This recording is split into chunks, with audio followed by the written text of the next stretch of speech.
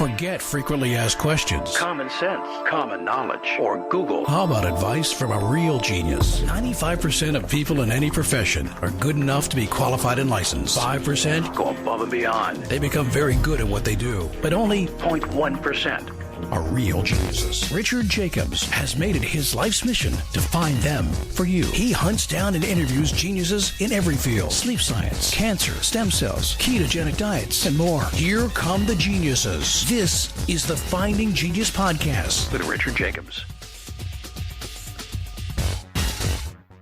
Hello, this is Richard Jacobs with the Finding Genius Podcast. I have Vivek Jha. He's a professor of nephrology and a James Martin Fellow at University of Oxford. We're going to be talking about the societal impact of kidney disease and, what kidney disease is and all that. So, Vivek, thanks for coming. How are you doing? I'm very well. Thank you, Rich, for inviting me. Yeah. Well, tell me about your work. What got you interested in kidney disease in the first place?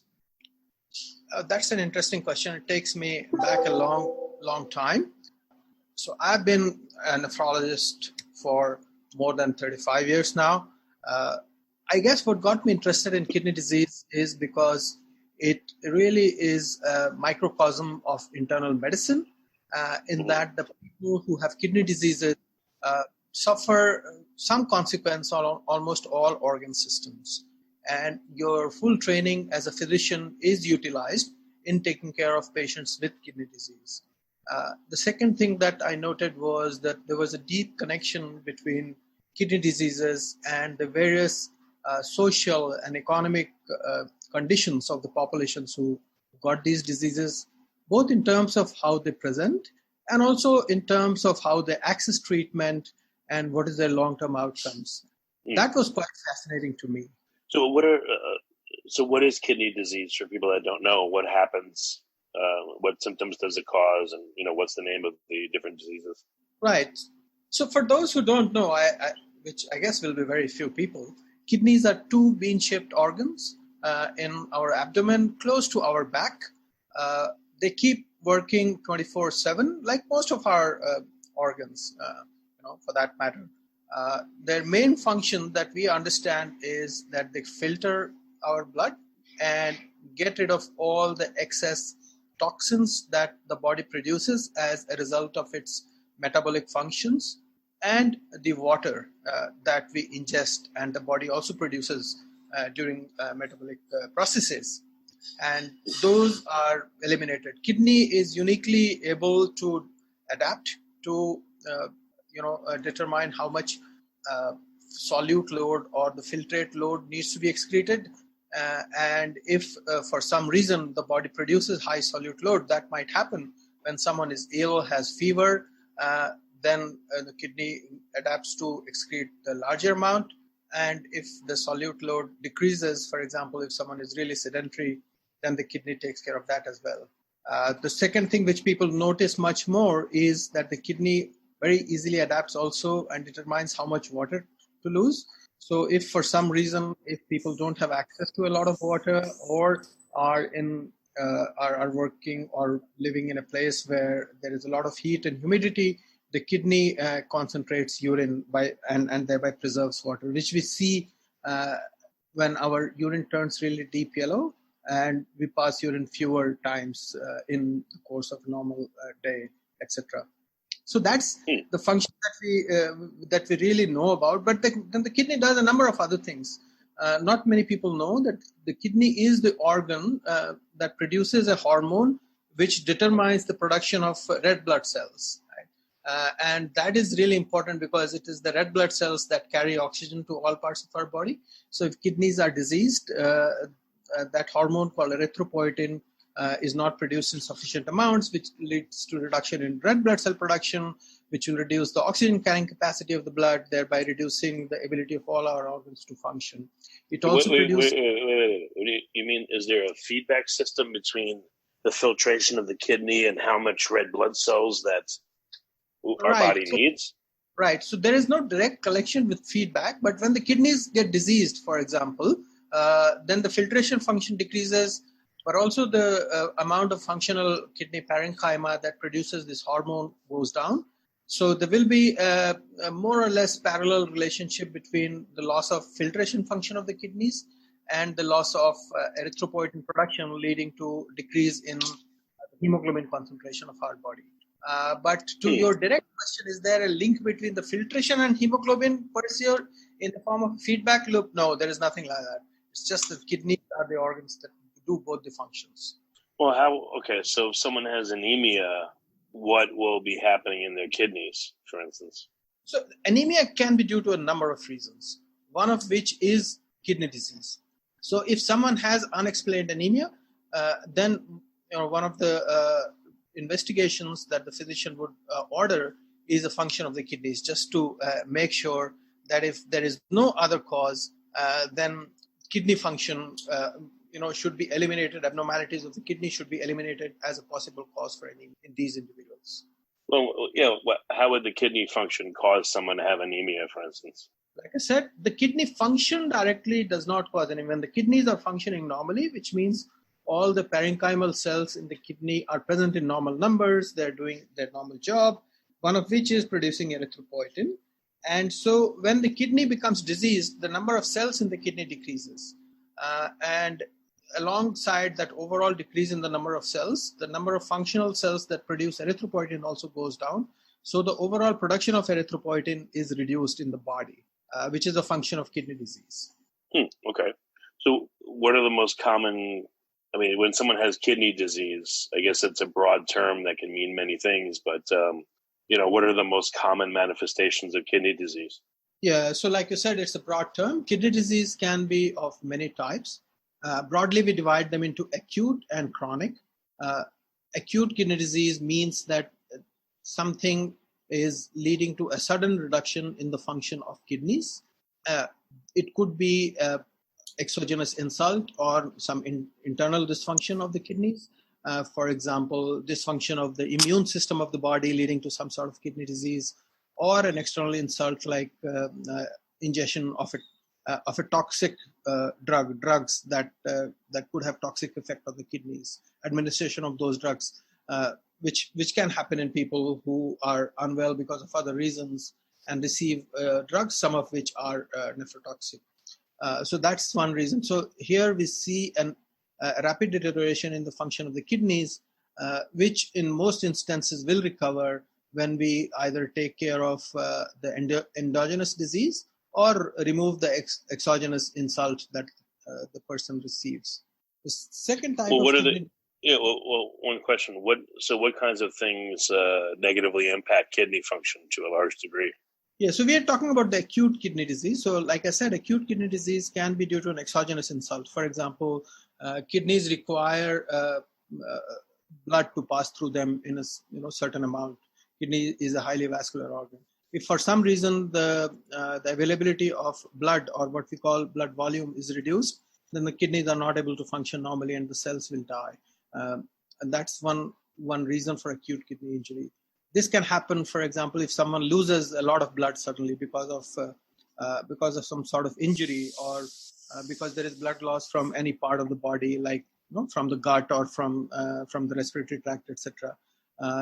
This happens typically in, for example, battles and following accidents and so on. Or if someone loses a lot of fluid, like having a massive diarrhea without adequate fluid replacement, that can lead to an acute reduction in the function of kidney. The second I said, the second large group are toxins, and there is a huge list of toxins. But the ones that we should, as ordinary people, be most aware of are the various drugs that we often use. Commonly used drugs can include some types of painkiller, a number of antibiotics which are used for management of infections, and then there is a list of drugs which the physicians will generally tell patients about when these drugs are prescribed. So these are the two broad causes of acute kidney injury. But now something we haven't spoken about is chronic kidney disease. So chronic kidney disease is the type of disease which is more common than acute kidney injury. In this, the kidney function reduces slowly over a period of months to years. This is also due to certain underlying conditions. The most common underlying conditions are diabetes, high blood pressure, or presence of other vascular diseases like cardiovascular disease or other types of vascular abnormalities. People who have certain genetic conditions which can cause kidney disease are also at increased risk of developing kidney disease, of course.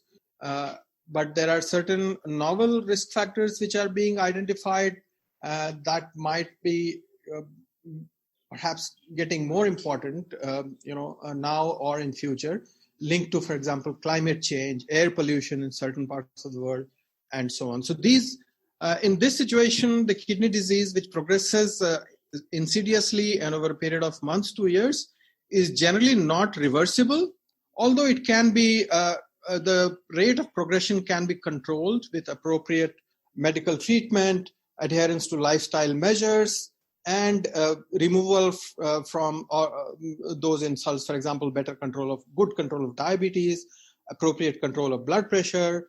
Then there are certain drugs that can slow down the progression of kidney disease, use of those drugs. So that's an overall description of the two large types of kidney disease. Now we haven't. Before we get there, how do the kidneys play a role in blood pressure regulation? That's a very important question. So kidney is the main organ that controls what we call the volume status of the body. So the blood pressure is controlled by two or three main things. One is it is determined by how the heart is functioning. If the heart function goes down, then the blood pressure will go down. The second function that determines blood pressure is how compliant our blood vessels are, because our blood flows through the vessels, and the resilience of the blood vessel also determines blood pressure. The third factor that determines blood pressure is the amount of salt and water in our body. So if our body, for some reason, has excess salt, our blood pressure will go up. Kidneys are the main organs that are responsible for salt homeostasis. So if we, for some reason, take a lot of salt, the kidneys will know to excrete that excess salt. And similarly, when salt is not accessible to us, the kidneys will conserve salt. And there could be, in some instances, failure of that function in the kidney. And then the body retains excess salt, which is responsible for high blood pressure. Is there anything else in terms of the filtration mechanisms of the kidney that will raise or lower the blood pressure by altering the composition of the blood, flowing through our vessels? Yeah, so the filtration, like I said, the filtration and excretory function will alter the composition in the sense of adding extra salt to our body, which can raise blood pressure. When the filtration function of the kidney diseases decreases because the kidney tissue is dying because of chronic kidney disease due to some reason or the other, then of course that also leads to reduction in the ability of the kidneys to excrete that excess sodium and other solute load, which also raises blood pressure. So there are two mechanisms. One is simply by physical reduction in the number of filtering units, leading to accumulation of salt. And the second is functional loss of ability of the kidneys to appropriately excrete salt when it should, as a result of which, inappropriate salt retention takes place, which alters the composition of the blood, raises blood pressure. There is also an interaction with a number of hormones that the kidney produces, one of which is called renin. Renin is, of course, as the name implies, comes out of kidneys, which also has a role in blood pressure production. There are other hormones produced by other organs in the body, like epinephrine, norepinephrine, which also control the blood vessel tone and control salt retention through the kidneys. So it's a complex interplay between all of these factors. If you like this podcast, please click the link in the description to subscribe and review us on iTunes. And the kidneys, is that where the production of urine begins? It's a filtrate of the blood combined with other compounds? Correct. That's exactly right. So the kidney has, on an average, one kidney has about 1 million functioning units, and these functioning units are called nephrons. So the way nephron function starts is by filtration of the blood. So the blood comes into the kidneys, it goes down these million nephrons per kidney through capillary system. The capillary system filters blood into these nephrons in the initial part, which is called glomerulus. After getting filtered, the filtrate passes through the next segment of the nephron, which is called the tubular segment. The tubular segment is really complex, and different segments of the tubule do different things. They retain what needs to be retained by reabsorbing them. They allow things that don't need to be retained to pass through. They concentrate the filtrate that comes in when the body needs more water. They dilute the filtrate when the body needs to excrete excess water. And after all of that has taken place, the urine comes out through our excretory system down to the urinary bladder. And then, when sufficient amount of urine collects in the urinary bladder, it sends a signal to our brain that we need to now go out and pee. So that's how the process takes place. When someone has serious diabetes and they actually end up having sugar in their urine, what's that process like? How does that happen? So, like I said, kidney is the ultimate organ that maintains homeostasis. So when our body, for some reason, has excess sugar in a person with diabetes, for example, normal kidneys will know to excrete that extra sugar that accumulates in the body. So the kidney has a homeostatic mechanism that normally would allow any blood sugar level over 180 to lead to appearance of sugar in the urine. Normally, in healthy individuals, the urine doesn't contain any sugar because all the sugar that comes out in the filtrate is reabsorbed by the kidneys because the body needs them. However, in an individual with diabetes who already has a lot of sugar, the kidneys will not absorb that excess sugar and it comes out in the urine. So that is why if you do a urine test in these individuals, you will find sugar. So that's important. And that's one of the reasons why a person with diabetes will pass urine multiple times, because that excess sugar that is coming out in the urine will draw water along with it, increasing the urine volume and making the person go and pass urine again and again. I guess early indicators of kidney problems are what, like albumin in the urine or creatinine? Like what through urinalysis can we get a picture of what's happening with someone's kidneys, and like what kinds of things are observed that tell you a problem's happening? Yes, indeed. That's a critical public health message, which is that early stages of the kidney disease do not produce any symptoms. So if you or I want to know what are the symptoms I will get or what will I feel so that I know I have early stages of kidney disease, the answer is there would be none. And in this situation, the only way to find out whether or not an individual who is at high risk of kidney disease is actually developing it is by doing these two simple tests. One is for creatinine in the blood, and the second is for proteins in the urine. So by testing for creatinine in the blood, we are able to get an idea of the filtration function of the kidneys, whether the kidneys are filtering blood adequately in sufficient volumes or not. And by looking for protein in the urine, we try to assess the structural integrity of the filtration barrier of the kidneys, one. And second, also health of the kidneys in individuals who have diabetes or hypertension, because one of the early signs of kidney damage is simply the appearance of protein in the urine even before the filtration function goes down. So it's very important that people who are at high risk of developing kidney disease do periodic urine albumin testing and serum creatinine testing. Yeah, why would protein appear in the urine? What is that telling you? That the kidney is just not filtering certain proteins and letting them pass through? Or is it like a physical breach in some of the filtration mechanisms? Like what happens to cause that? So we don't understand completely how that filtration barrier is disrupted. Normally, proteins are not excreted in the urine, or very small amounts of very specific types of protein are excreted in the urine. But any protein that is present in the blood will be retained by the filtration barrier into the bloodstream and will not be allowed to come out of the urine. When there is a breach in that structural integrity of the filtration barrier, And that could be because of either physical disruption or because what we call alteration in the charge of the glomerular basement membrane.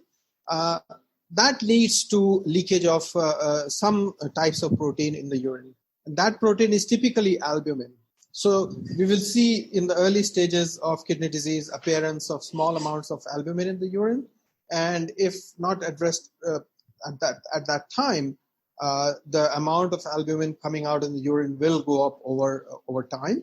And in some diseases, people will start losing a whole lot of protein. Alongside, if not addressed, the filtration function of the kidney will also start to come down. And the glomerular filtration rate, which, as I said, is estimated by the serum creatinine measurement, will also start to come down. How do you know that your kidneys aren't filtering properly? Will you see like visible changes in your urine, or will it hurt to pee, or will you have a very low or high urine volume? Like, what will you notice, if anything?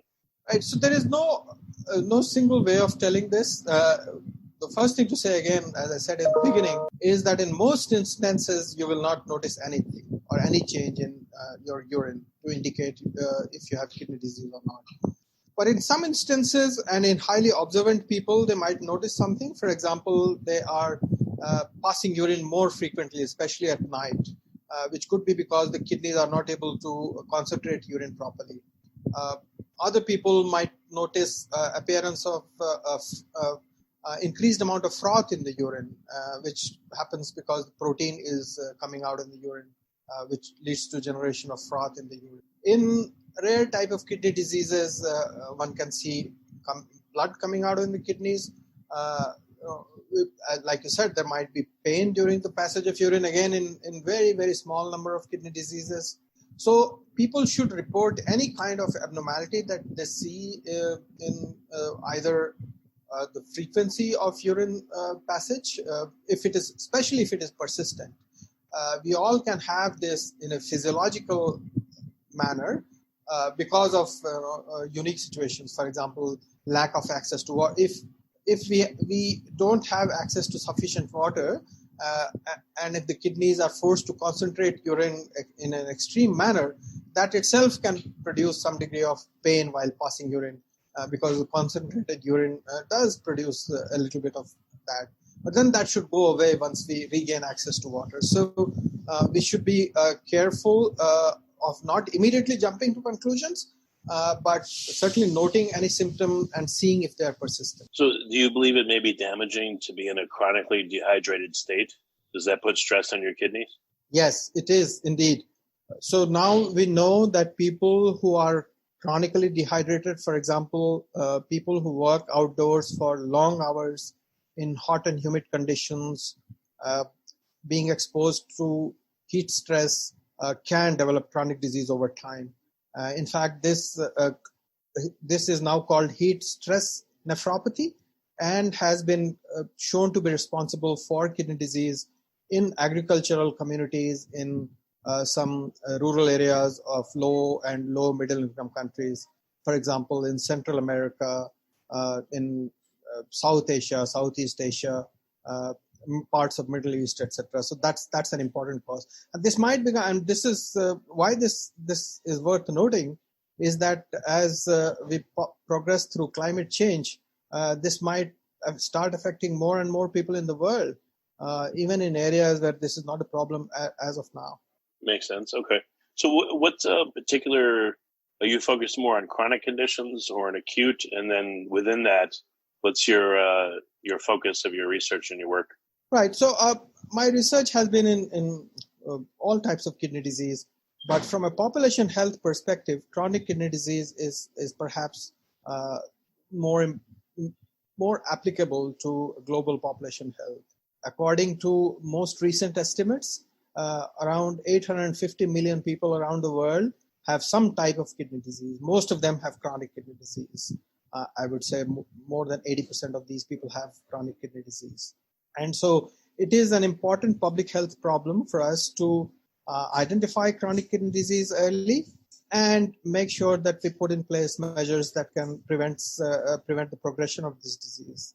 Why this is the case is because chronic kidney disease, if not checked, in time, can first of all lead to kidney failure, which requires treatment with dialysis or kidney transplantation, which is extremely expensive. It's one of the most expensive chronic therapies in the world. So healthcare systems end up spending a huge amount of money on treating people with advanced kidney failure, giving them dialysis, making sure that they get transplanted. The second is that even those who have not yet reached the stage of requiring dialysis or a kidney transplant are at extremely increased risk of developing cardiovascular disease. So even though they haven't reached that stage, they are likely to die by developing a heart attack or a stroke or a peripheral vascular disease, which again not only is a cause of death and disability, but also extremely expensive to manage, at a population level. So that's why would kidney disease contribute, or is it just coincident or comorbid with heart disease? Well, in some cases it could be comorbid, but in a huge majority of individuals, it is directly causal, in fact, of accelerated cardiovascular disease. It has What now do you think been. That is? So there are complex linkages between the function of the heart and the kidney, and the study of what is called cardiorenal or renocardiac connection has become a field in itself. It's not very well understood, but then there are a number of hormones that act on both the organs, and the abnormality of one can affect the levels leading to abnormality in the other. The change in volume status because of function of the abnormalities in the function of the kidneys can affect the function of the heart. Abnormality in heart function can lead to reduced blood flow to the kidney, which can affect the function of the kidneys. So both of them affect each other if diseased, but the high rate of development of cardiovascular disease in people with chronic kidney disease is extremely well documented now. Do you think that as kidneys get damaged and diseased, you believe that it may cause a back pressure on the circulating blood? Maybe there's a slowing, or again, there's more resistance to the filtration. Maybe there's clogging of the glomerulus or the nephrons, and maybe there's a back pressure that increases overall blood pressure. Is that possible? Well, you can try to understand it that way. So there is no physical back pressure, as just because the kidneys are getting clogged or the nephrons are getting clogged. But like I said, when the kidneys are not appropriately filtering out the salt and water, that salt and water gets retained in the blood circulation, right? And so that does indeed cause a form of back pressure, as you might say, and puts increased load over the heart. People with kidney disease, when that blood can no longer stay in the circulatory systems, which means the blood vessels, it can even leak out into the tissue spaces. And people with kidney disease can develop swellings all over their body, starting from feet to other parts of the body and face and so on. And people with very severe kidney disease, if they are not receiving appropriate treatment, can become severely volume overloaded or swollen up. Okay. Diabetes specifically, or high blood sugar chronically, what does that eventually lead to? Does that lead to like end-stage renal disease, or does it lead more predominantly to just complete kidney failure? Like what? If you look at diabetes in particular, what does it tend to do over time? Yeah, diabetes is a really bad disease to have, in the sense that it affects so many organs of the body. So the primary effect of diabetes is, I shouldn't say primary effect, but one of the important effects of diabetes is on the vascular system. So involvement of the kidneys in diabetes is classified under one of the microvascular complications of diabetes. So involvement of small blood vessels. Diabetes can also involve large blood vessels, which are lumped under macrovascular complications. So the microvascular complications typically include involvement of the kidneys and abnormalities in the eye. So people in diabetes will develop vascular changes in their retina, which is one of the layers of the eye, and because of that can develop leakage of blood in their retina. There is adverse effect on the vision. And at the same time, the microvascular system of the kidneys also gets affected. As I said before, the glomerulus gets affected, leading to leakage of protein in the urine. And then over time, other components of the kidney parenchyma also get affected. If not appropriately managed, I have to emphasize here is that now we do have interventions, effective interventions that can slow down and in some cases even reverse the progression of kidney disease in people with diabetes. More new drugs are being added every year. But if that doesn't happen, then people will slowly continue to lose kidney function and develop what you call end-stage kidney disease. And we are now calling end-stage kidney disease as kidney failure. So both of them are synonyms. When someone experiences kidney failure, what happens? Is it just that there's a complete lack of filtration, or are there certain thresholds? Like, is there a breakthrough amount of protein in the urine, or like, how do you know someone's in kidney failure? Yeah, so kidney failure is determined by a measurement of glomerular filtration rate, which I, as I described before, is estimated by measuring serum creatine in the urine. So there is a formula that you can plug your serum creatine value in, and determining the glomerular filtration rate from that is really very easy. It can be done on a cell phone. So the normal glomerular filtration rate is about between 90 and 120 milliliter per minute per meter square, as we say. So that's, let's say, 100% of kidney function. Over time, in people with chronic kidney disease, this will go down. And there is a staging of kidney disease which is defined by different glomerular filtration rate thresholds. The final stage, which is called stage 5 of chronic kidney disease, is determined when the glomerular filtration rate comes down to about 15 milliliters per minute per 1.73 meters square of body surface area. So it is almost 10% of the original kidney function, which, if you remember, I said was between 100 and 120, right? But it is not that everyone will require dialysis at a glomerular filtration rate of 15. Many people have different levels of tolerance to this condition, which we call uremia. So many people can go on to tolerate glomerular filtration rate as low as 5. So at some stage, they will start developing symptoms. And those symptoms would be anemia, which we talked about earlier. There would be gradual progressive weakness, people's inability to just carry out their normal function. They may develop cognitive abnormalities. They are unable to excrete the acid load that the body produces. So their blood may become acidotic, and that produces abnormalities. Other solutes will accumulate in the body. For example, potassium, which if accumulating in the blood in large amounts, can adversely affect the function of the heart. Then there are a number of other toxins that accumulate in the body, which can lead to obtundation of the neurological status of the individual, even leading on to development of seizures and development of coma. Those are really extreme forms of kidney disease, which we don't think people should need to necessarily be in before they're considered for treatment. But it can happen in rare instances when people don't have access to medical care. In addition to that, like I said, kidney has other functions. It can lead to deterioration in bone health. It can lead to cardiovascular diseases, accelerated problems, and so on. When people get kidney disease, does it appear to affect both kidneys at the same rate, or does one preferentially become more diseased than the other? Like there's left and right-handed people. Are there like left and right kidney people, or one kidney is more dominant for some reason?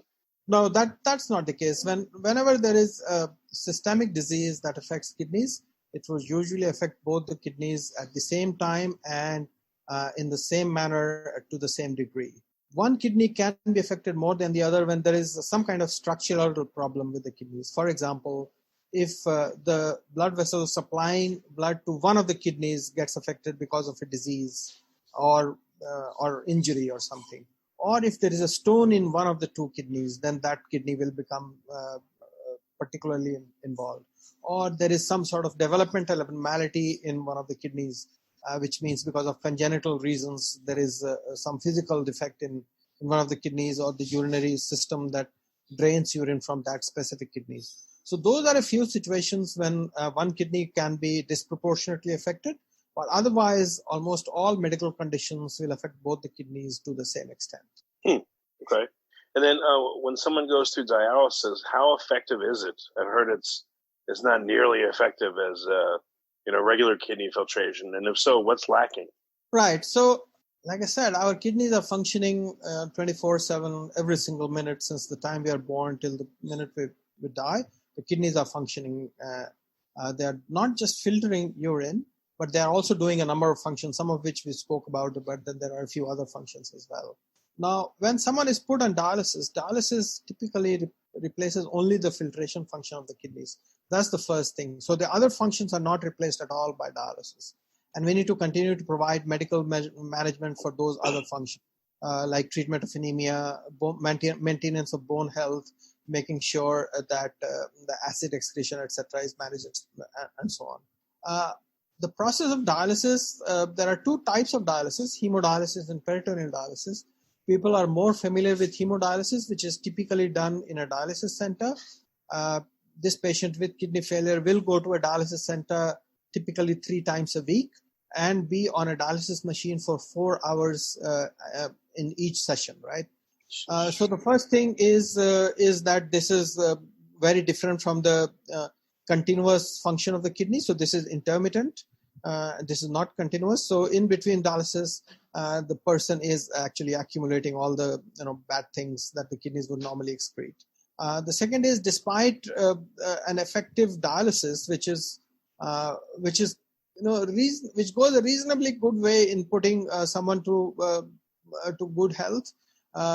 This does not entirely replace even the normal filtration function of the kidneys. So it's less efficient, but enough to put someone in a reasonably good health. So I guess what you're doing is every day that you're not in dialysis, you're accumulating stress and strain on all your systems, and then there's this sudden release when you do the dialysis, and then it builds up again. So I guess this would create like a chronic strain pattern that would probably hasten the your whole, I guess your demise. It would strain every body system. Right. So it is. If a person with kidney failure was not on dialysis, they will pass away very quickly. By being on dialysis, of course, they avoid that. But like you say, it does. This intermittent nature of the disease has the kind of phenomenon that you described, and this does not restore full health of anyone. So people on dialysis are at a hugely increased risk of death, no matter how effective the dialysis procedure itself is, because of the reasons that you described, and a number of other reasons as well. So, how are you hoping to influence policy or influence treatment with your research? What's your goal? Yeah, so that's our goal, and I'm the current president of the International Society of Nephrology, which is really dedicated towards improvement of kidney health, especially in disadvantaged populations worldwide. This we can do only by making sure that everyone understands the value of this, and so policy needs to change. Eventual provision of healthcare, whether it is kidney health or any other type of health, really is influenced by how governments take care of their citizens, which requires policy change. So we are using our evidence both at local level, but also at regional level, at global level, by putting together research findings from around the world, highlighting the burden of disease, but also highlighting that just because there is a burden doesn't mean we need to be despondent. We do know how to treat these diseases, how to treat these different types of kidney diseases. The real challenge is to take this knowledge that we have with us to the people who need them, especially people who live in low resource settings. And I have to remind you that low resource settings exist not just in poor countries, they also exist in rich countries. So people who are from indigenous communities, racial and ethnic minorities, in some societies, women, children, elderly, etc. They are all disadvantaged depending on where they live. So the greatest challenge to health systems and as a kidney disease community for us is to take the effective treatments that we have, that research has already identified, and make sure that those effective treatments are actually made available in a sustainable, affordable, and scalable way to everyone who needs them, no matter where they live, what their socioeconomic status is, what communities they belong to, and whether they have access to good quality healthcare otherwise or not. So that's the biggest challenge. And for that, we are working with the communities, which includes civil societies, kidney patients themselves. I think they are one of the biggest advocates of making sure that policy change takes place. We are working with professionals from other organizations, because it's not like kidney health can be provided in a silo or in a vertical manner. It needs to be provided or integrated into an overall healthcare provision, which includes a holistic healthcare response. So as the global health community recognizes, we need to provide a whole of system and a whole of society approach to taking care of these problems, which is what we are advocating, not by creating a kidney lobby, but by making sure that all of these systems are addressed in an equitable manner to reach everyone who needs them. Are there any cultural practices or foods that are particularly damaging to kidneys or cause kidney disease? Yeah, so there are some cultural practices, especially in traditional societies, and it may again be a reflection of the deprivation that they live in. Some of these cultural practices are related to consumption of certain types of food, and in some instances they can be toxic to the kidneys. In other instances, they are related to consumption of herbal medicines or indigenous medicines. This often happens because people are poor. They don't have the ability to access sometimes expensive, modern medical care. They find it easy to go to the local exorcist or faith healer or practitioner of a local system of medicine who lives in their village or in a neighboring community. They often dispense kind of treatment, some of which might be toxic to the kidneys. Even if it is not toxic to kidneys, it doesn't certainly help improve kidney disease in a way that a modern medical system will do. The third situation is when people are exposing themselves to harmful surroundings, as I described, exposing themselves to hot and humid environment and so on and so forth. So that, in terms of the specific question about food, so there are certain types of leaves, certain types of fruits which are sometimes consumed, not very commonly, but rarely, by people living in remote tropical areas where they are often unable to identify a toxic fruit from a non-toxic fruit. There are certain types of mushrooms that can be toxic to the kidneys, and if people don't identify the toxic one and differentiate it from not toxic mushrooms, they can consume that and develop kidney failure. Well, very good, Vivek. What's the best way for people to learn more about your work and about the initiatives of the international organization you run? The International Society of Nephrology has a website.